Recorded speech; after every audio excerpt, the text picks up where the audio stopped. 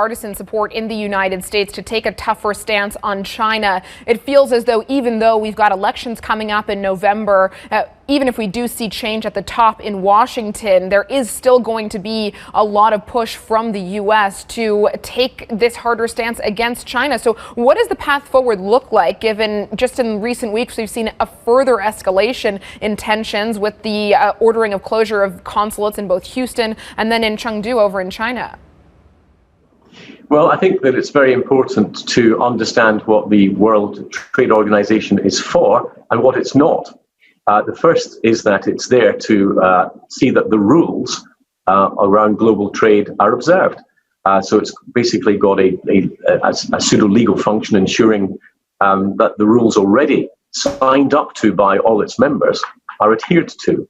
But it's also important to recognize it's not just the World Trade Agreement Organization. It's also there to ensure that global trade flows as the lifeblood of the global economy. And so that's to look at how we can get trading volumes and values up by a whole range of other means. But it's also worth remembering what the WTO isn't. It is not UNCTAD, whose primary role is development. It is not the Security Council. It is not the United Nations. And although those of us, who've been in politics for a long time recognize you can't maintain an entirely sterile environment in any of these international institutions, and there's an inevitable, a slight spillover of tensions. What we cannot do is allow bilateral disputes or regional disputes over security or other issues to totally contaminate the trading system so that it stops effectively working, because there will be wider consequences than just the parties to those disputes themselves if there's widespread disruption in that global system. So it's understanding the differences we have, but also ensuring that those countries who are inside the World Trade Organization understand that they are signed up already to a set of rules. They may want to follow a different sort of economic model, but they have to obey the rules, and you can't sign up to membership of an organization and then follow a different set of rules from all the other members.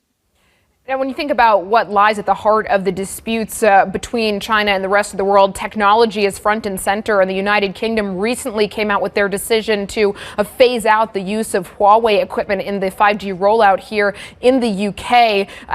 Is this, in your view, reflective of a change in stance from the United Kingdom toward China? And second part of the question, do you think that China could oppose your appointment as retaliation for this move from the UK?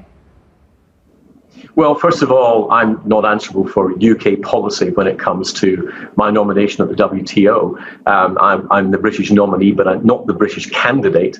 I would represent all the members without fear or favour were I to be elected.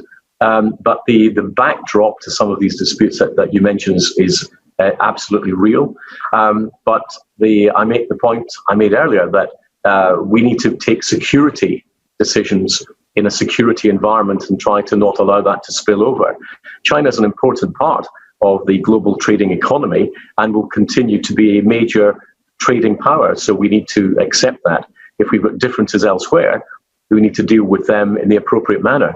But all members, as I say, in the WTO must obey the WTO's rules. And we have to ensure that we have transparency and proper notification in that system if it's to operate effectively. If we don't have the members following the rules and procedures set down, how do we know what sort of system we're dealing with in terms of our trade or our trade negotiations? So all of these are necessary, and it's not an a la carte menu in terms of the rules that some countries can choose to accept or not.